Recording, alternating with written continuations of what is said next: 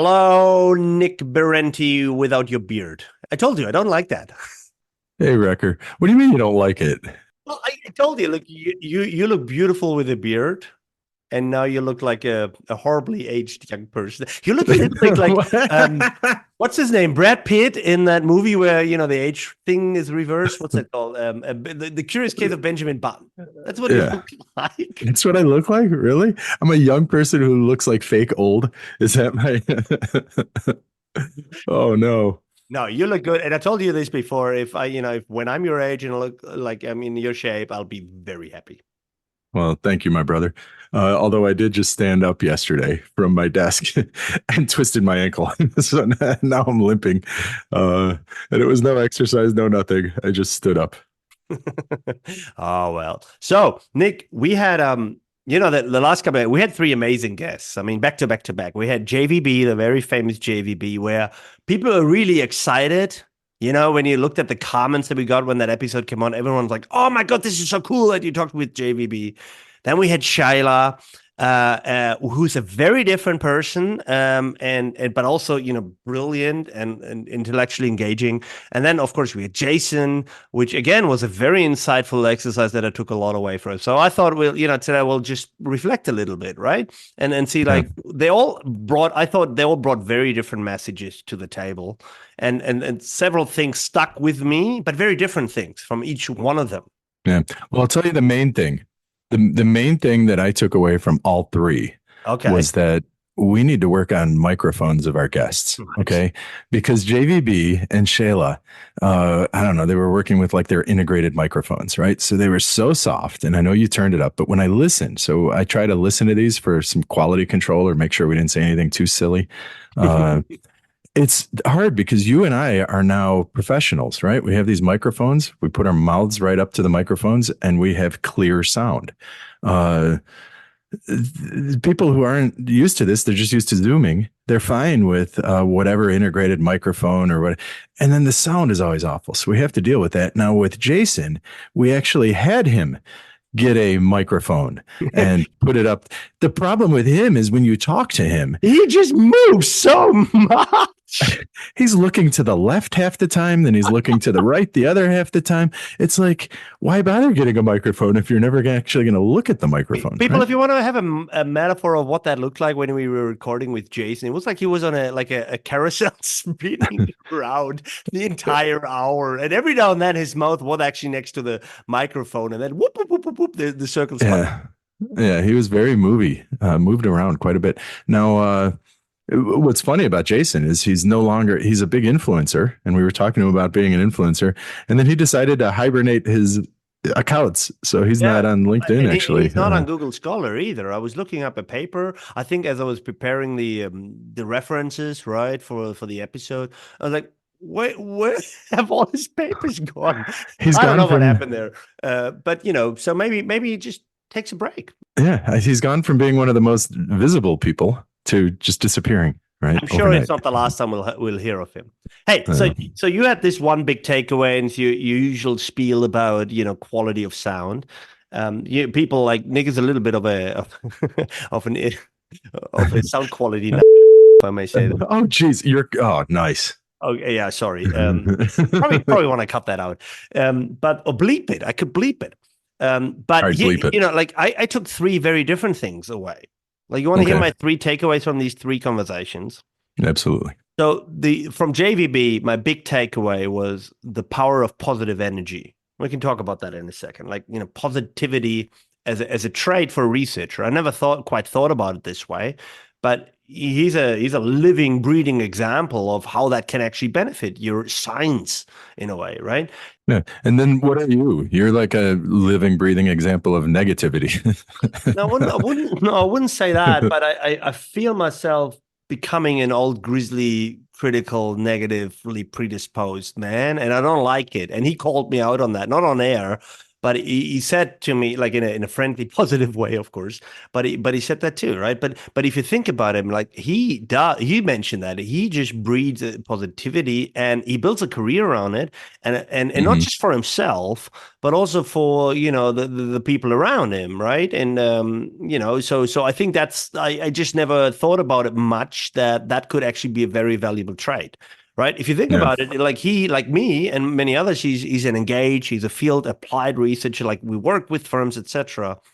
And I Hmm. do think it makes it easier, for example, establishing this very important, entry passage into the firms as a Hmm. positive person that talks about potential and opportunities rather than problems and concerns, right?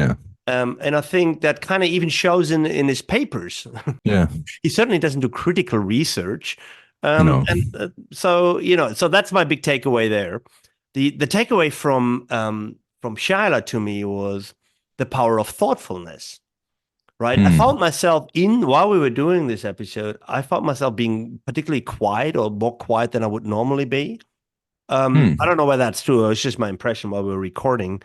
And because I was sort of awestruck by the deep thinking that she put on Yeah. display, right? So we talked about generalization, generalizability, stopping rules. We went all the way back to Hume, induction. This is some deep thinking, and that is So you know another what? great. And this was I'd liken Shayla to when we had Giannis on last year. Yeah, What's really interesting is these folks. So Shayla is so humble and just sweet, and she complimented us like nobody's business. And uh, she was just very curious and didn't really talk about herself as an excellent researcher. It was always inquiring, like a curiosity and a humility. So it's palpable talking to Shayla. And if you remember Giannis, he was such a gentleman when he would speak to us, and he would call me Nicholas. So and I can't imitate his accent, but he was a gentleman, and he was also very generous. Like if I would say something, whatever dumbass thing I would say about, philosophy and Heidegger, he'd be like, I understand. We don't do that. And he'd put himself with me. It was this incredibly empathetic, generous, and humble way. Meanwhile, they're both brilliant, right? And really, I think that's the key to academia, right? You see different types of successful academics. As a matter of fact, the three you're mentioning, Shayla, Jason, and JVB, they're all incredibly successful, but in much different ways, aren't in they? much Like different they're ways. much different Yeah. personalities.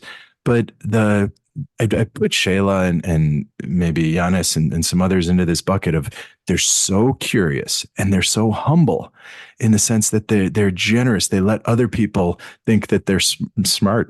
Meanwhile, Shayla and Giannis are going to be more, Yeah. thoughtful and thorough in their thinking and disciplined in their thinking than the rest of us. So it's Well, pretty one way cool. to look at it is that because if you think about threads that come through the 4 years that we've been running this podcast, we do talk about humility quite a bit. And I would Yeah. never actually put myself down and saying like I'm not a particularly humble person. I don't think. Um, Neither am I. I probably well, should be, well, but you uh, are, but I am. in Oh, comparison to me, you are. Um, but isn't it amazing that I would think like a person like Yanis or Shaila with the contributions that they do make. I mean, Shaila, like she's basically with you and several others, of course, but she's a lead role. She's inventing a freaking new genre, right? yeah. And she's showing us, and she's been showing us for 10 years how to do that and what is possible. Yeah, not only what Hmm. is possible, like in terms of getting a paper accepted, but also what is possible in terms of insights and knowledge you can actually gain from such application. That is that Hmm. is that is massive. I've literally never done anything like that, and I probably Yeah. never will. Right? It's Yeah. a similar with Giannis. If you think about, the new book that is coming out which has a very different viewpoint on the entire digital age. The role of data.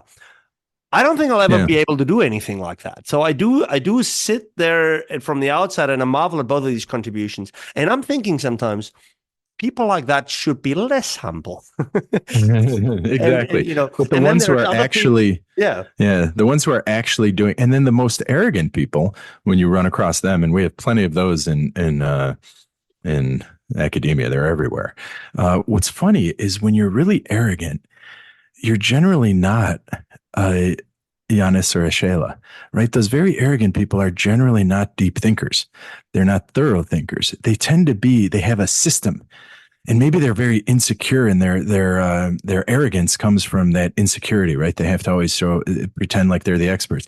Meanwhile, those who really know their shit, like Giannis and Shayla, they can afford to be humble because they have a substantial, a depth of understanding that they don't have to defend, right? Speaks for itself. Yeah, absolutely. I agree. Like arrogance, I think, is a shielding mechanism, a protection mechanism from some internal thing that's going on. I believe that too. But my point is that those people that exercise this humility, I do think they should be a little bit more louder because they have important messages. And I do think sometimes these messages are not heard to the extent that they should. Yeah. Like we talk about Shaila's paper, but frankly, how many people know that? Yeah. But if you happen to know, if you do blockchain research, you probably know this. The people that do social media research probably came across this jamming with social media paper, but these are basically two niche topics, right? Yeah. The tens of thousands of people that study AI that are going to come across these papers, right? Right.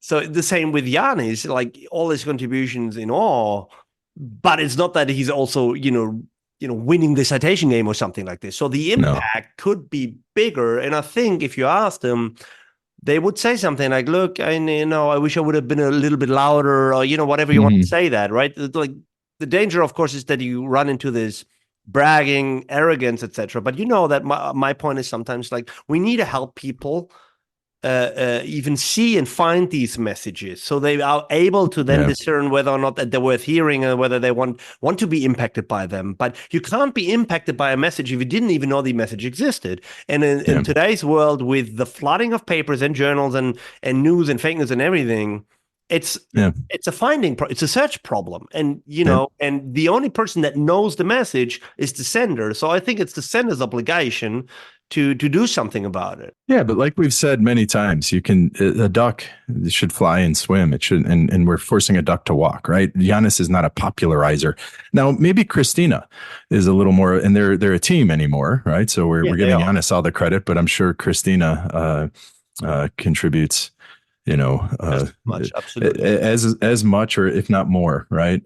Because Giannis might be out of ideas at this point, so maybe all these ideas we're giving him credit for are actually Christina's. Who knows, right? Well, he said, like, he explicated the world a little bit, right? He said like he would have never been able to say what he wanted to say, or the way that they actually ended up saying it. So I do think there's complementarity there, absolutely. Yeah.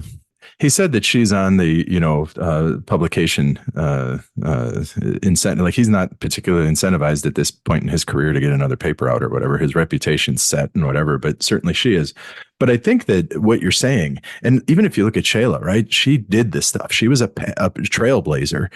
And, I tried to trailblaze, but, we've talked about this in the past, that some of my early papers doing this computationally intensive stuff were just rejected outright, right? So Shayla got hers in.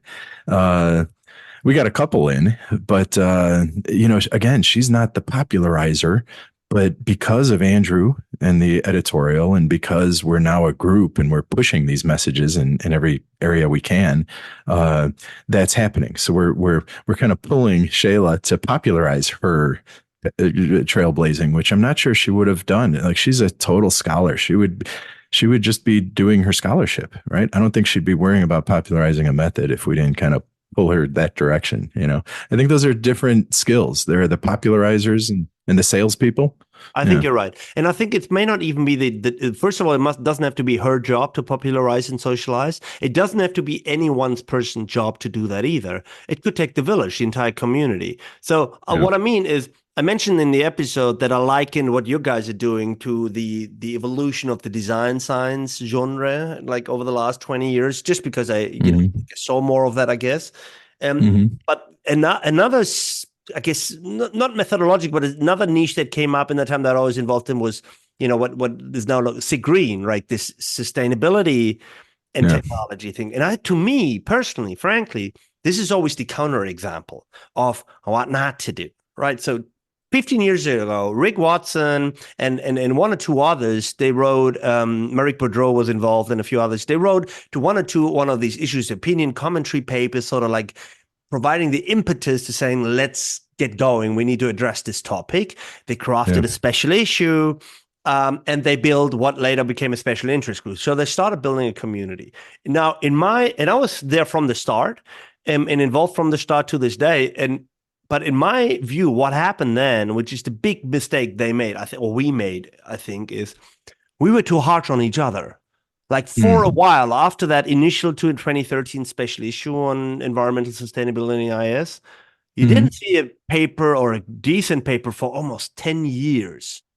Not in a Really? top journal. Yeah. And some people, including we were working on stuff, and they were all like, some of the harshest rejections I've ever gotten in my life was from the Say Green people. And of course, by that time, the journals did put some of us on the editorial boards for that purpose.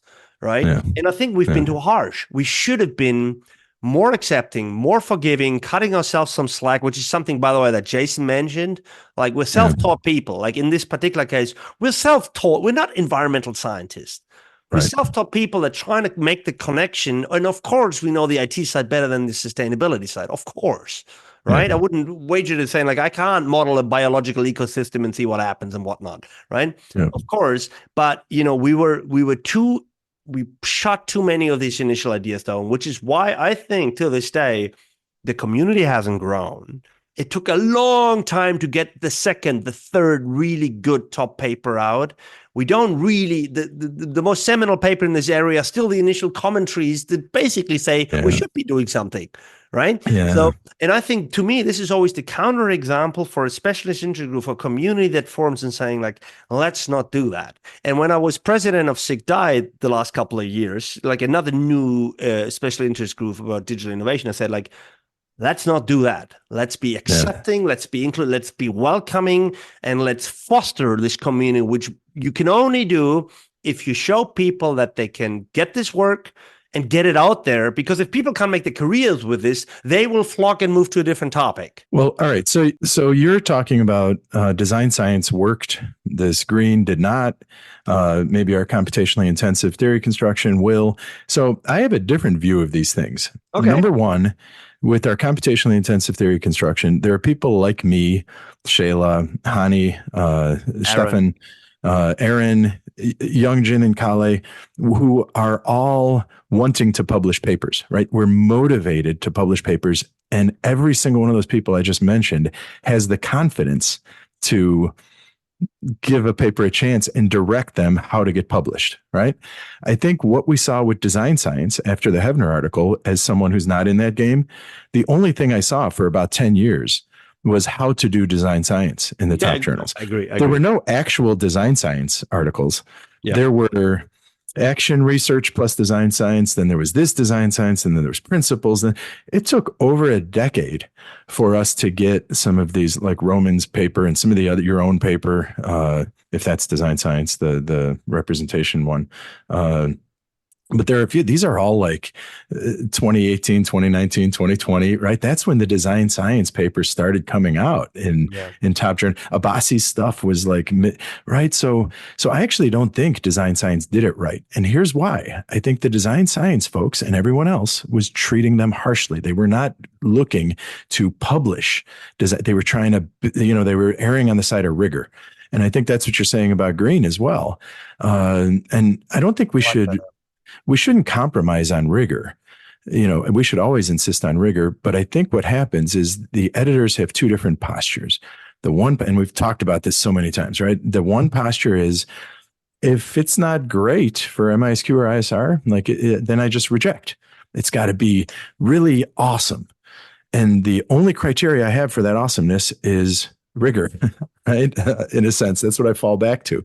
Now, we need editors who want to publish papers. And I've told you many times that I love data sets that are intra-organizational. If someone comes to me and they actually got data from inside organizations, I'm going to give them the benefit of the doubt. I'm going to try my hardest to publish the paper.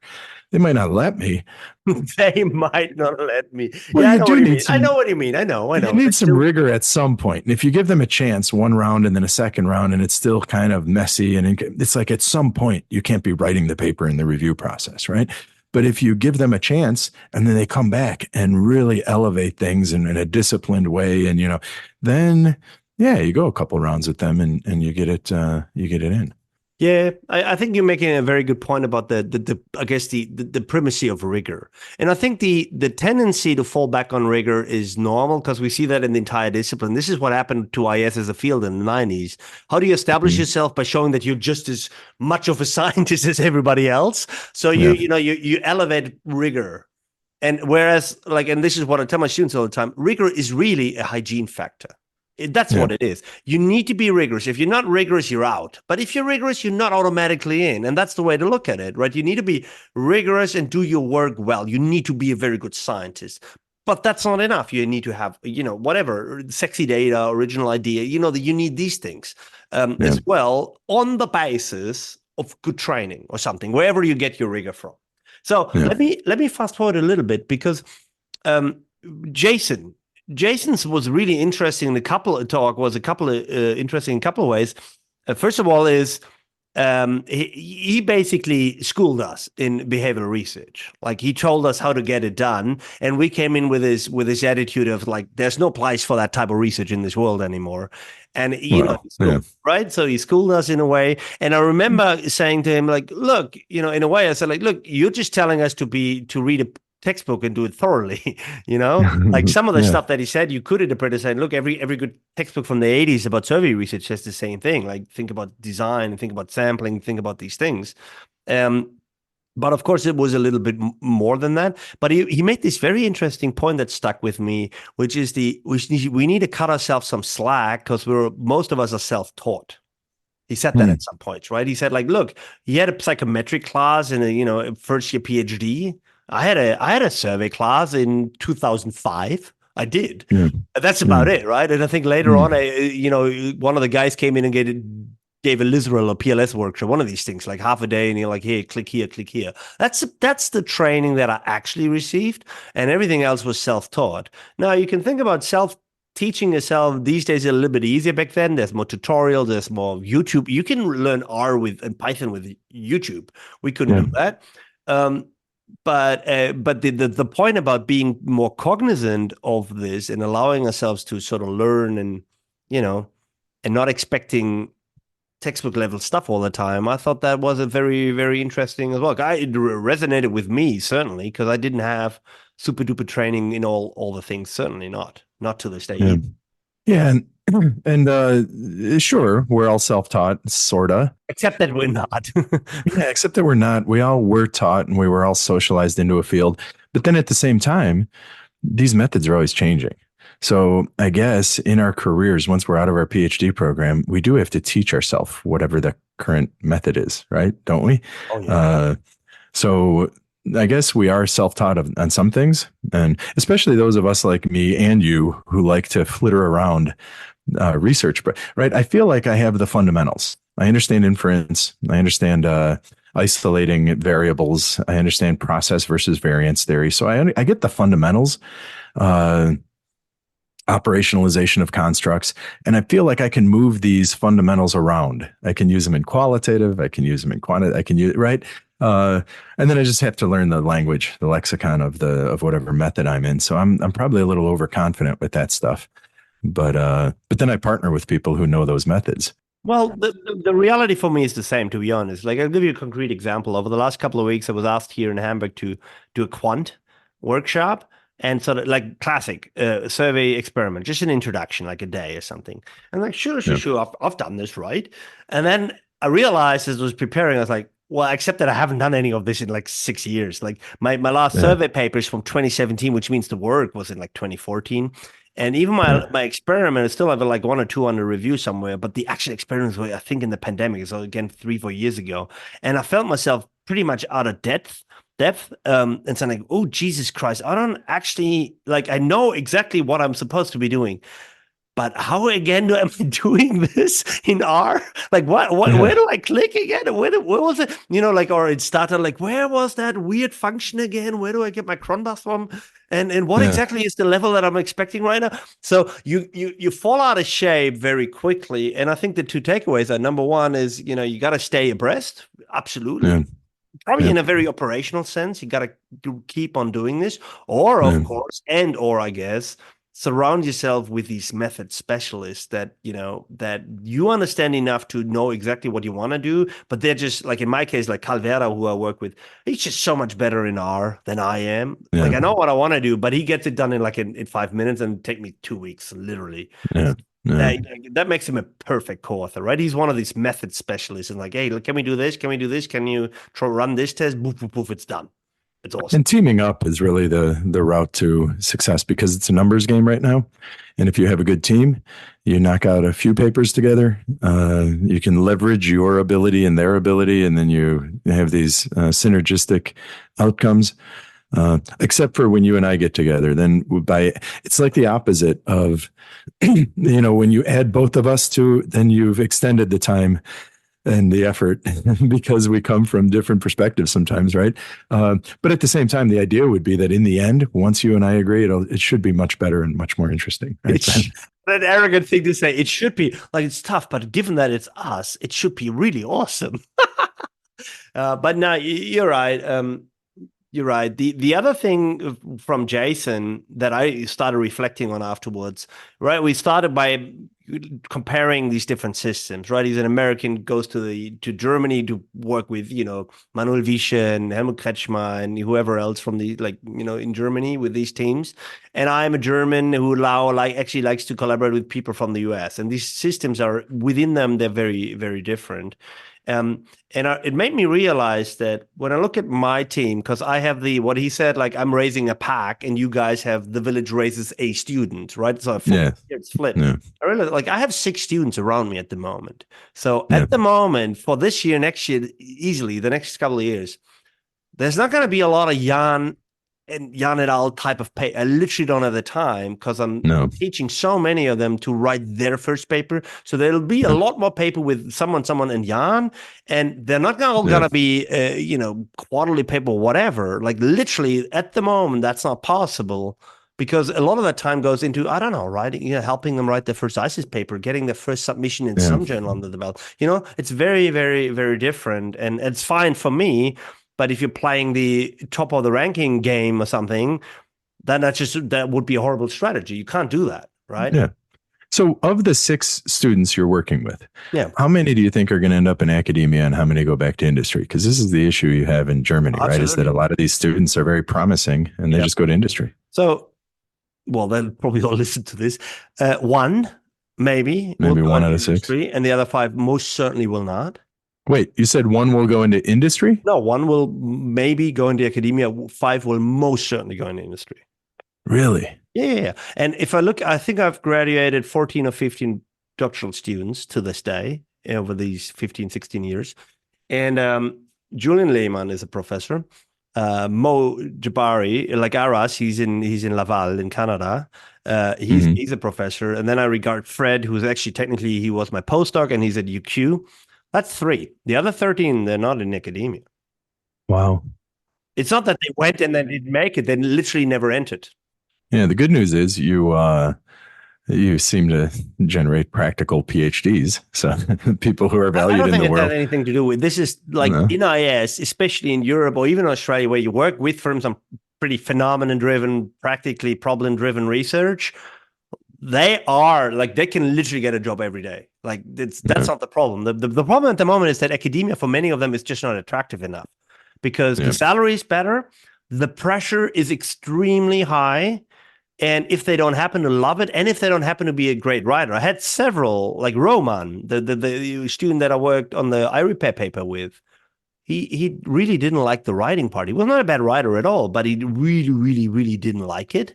And decided to rather take that offer that he already got doing his PhD from Deutsche Bahn of all places, and he works there, and it's fine. The funny thing is, some of them, they do regret, like they don't regret it necessarily, but they all wonder because they do see, all of them do get to see the benefits of this beautiful profession that we're in, the freedom, the intellectual capacity, the creativity, and the flexibility that you have with that. And they all see, and because all of them are, of course, in some sort of organizational system with the culture and the norms. And what did you just say? They're all what?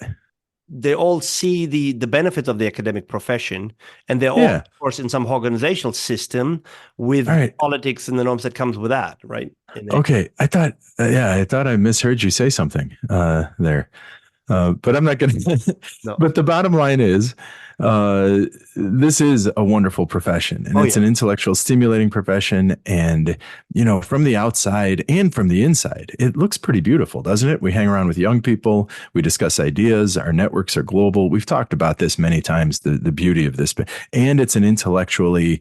It doesn't have to be. You can be a non-scholar and find your way in but if you happen to be a scholar, it's the most phenomenal of professions.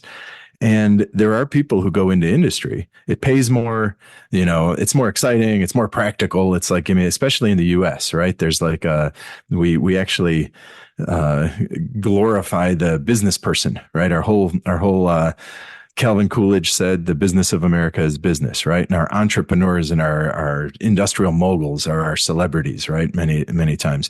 So there's a certain prestige to being a business person. And sure, professors are fine. We're always okay from a prestige or status standpoint, but it's the business people who are, so it's like you have to select for academia, both in your field, in your area and in ours, based Yeah. on, I want to do this for some reason. I agree. Like it comes down to like what drives you, what motivates you, where do you find fulfillment?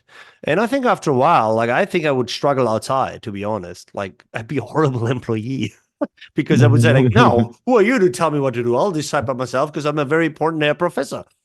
Yeah, yeah. You're a curmudgeon now. Now that you're getting older and you're starting to get some gray, and you're just going to be that grumpy curmudgeon professor. Absolutely. I But would. don't do that. Don't be that. You have to stay the cuddly, lovable wrecker. I want to be I want to be like, I'll be frank. I want to be as positive as JVB.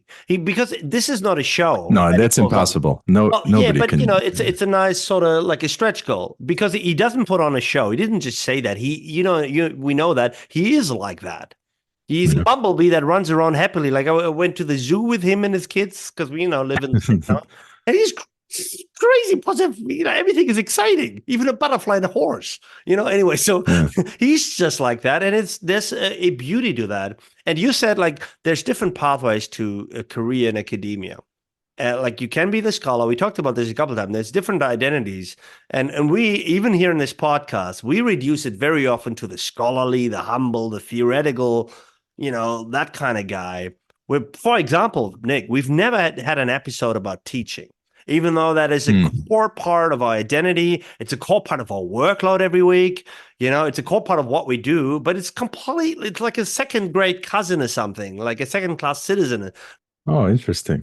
So we should talk about teaching one episode. We also have to go back and talk about reviewing, or not lit reviews, right? Because I was busting JVB's chops a bit on his structured lit review papers and what a disservice they've done to the community. And you and I were both anti-structured lit reviews, Yes, in the way that they're often put in front of us. the way that they're being applied. Yeah. I did actually reread his paper, and it's actually not too bad. Oh no! So I have to actually read this, is what you're telling me. Yeah. All right. So next a couple of episodes, we'll do one on teaching. We'll do one on structured lit reviews. Right? Absolutely, we should do that. We should do that at the latest in the fall. But just in closing, so I do think there is one of the beautiful things I've always liked about academia is that that there's a multiplicity of different kind of individuals. And there's different pathways to having a very fulfilling and actually successful career in that. And I do, for a while, I've been thinking, well, that some of these pathways are diminishing, right? So, for example, when I started at the university I was at, there was a pathway to getting tenure and promotion to full professor as a teaching professor, right? So I don't think that exists. Like, it certainly doesn't exist here in Germany. I don't think you even think that exists in Australia anymore. Well, we have it here in the U.S. We have two tracks, but the idea is not tenure. So, for example, here at Notre Dame, we have the research track and the teaching track. So we have assistant, associate, and full professors. You're either that assistant, associate, or you're assistant teaching, associate teaching, full teaching. And I'll tell you this right now, the most secure people at Notre Dame in many ways are going to be, well, of course, anybody with tenure, but any associates or fulls, whether it's teaching or research, because you have to be a very good teacher to get to that associate level. But once you're there, I guess it's not officially tenure, but you're good to go, right? Yeah. No one is ever going to, you just keep teaching well. Your job is secure for the rest of your life, right? In Australia, it was a Yeah. bit different. You were like a lecturer, an associate professor. There was no denomination of how you got there, but there were different pathways, and it only showed internally in the way that you set up your tenure and promotion packages and the criteria by which you got evaluated. But there were these pathways, and for example, like even as a student, the first time I went there as a 22-year-old or something, I was taught by Glenn Stewart, who was a professor, and later my colleague, and he's a teaching Yeah. guy, and it's always been that. I think, frankly, he's published 2 MSIS papers in his life, but he was a Yeah. brilliant teacher. And like to the Well, point that of his retirement, he was a great professor that made his career through teaching.